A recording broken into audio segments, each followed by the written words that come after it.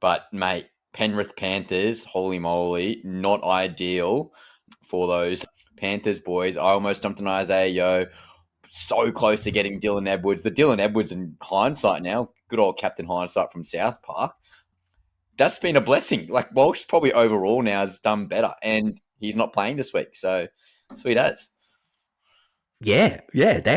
Penrith have rested 16 players, like literally their entire team has been rested. Like, look, I don't know. I have an issue with this. Like, if I've paid money and I've booked tickets to go see Penrith, I feel like it's bait and switch. Like surely you can just rest a couple of players this week and rest a couple of players next week. But the good news is that players such like Brad Schneider, Dane Laurie, Paul Alamoli, they'd still become relevant in draft head-to-head, which for this week, a lot of people will be doing their finals. So we'll also probably talk a little bit about draft head-to-head a little bit later.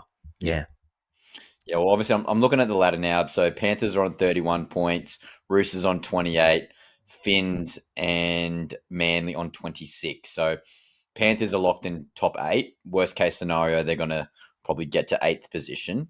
So for them, they don't care. They don't care who they verse. Probably ideally not want to verse the Broncos because they're in red hot form, and some boys who'll be coming back who will potentially mention shortly. Yeah, what are your thoughts? Like, I want a bit more of your insight. What do you think about the Panthers boys, mate, being rested this week, not next? Do you reckon they're just thinking, we got the Dogs, we had a tough loss against the Raiders last week. The Doggies, who are obviously a very tough team defensively, it's going to be a bit of a grudge match.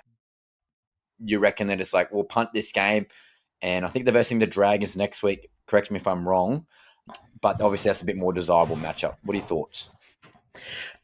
Look, I think I think it actually probably has nothing to do with that. I think it's just a case of they just don't have anything to play for anymore. They don't have a top 4 spot to play. They can't make it into the top 4 mathematically, I don't think, anymore. So they're just going, why bother? Let's just start resting everybody, And I wouldn't be surprised. There's a very good chance that next week they could still be resting, Cleary, Edward, and Yo as well, the big three, just so that they can get them right, for round 1. And I think the last thing you want is, I think whoever has to play them, it doesn't matter if it's like what you said, Ryan. It doesn't matter if they start from 8th, 7th, 6th, or 5th. You do not want to be playing them regardless, whether it's home or away. So they don't care at all. So they might as well just start resting now. I don't think it has anything to do with the Bulldogs, and the hard way that they play, in terms of the niggle and that really good defense. It could be, it could be that deep that they're thinking about that, but I don't think so. I think Ivan Clear is like, okay, everybody get rested.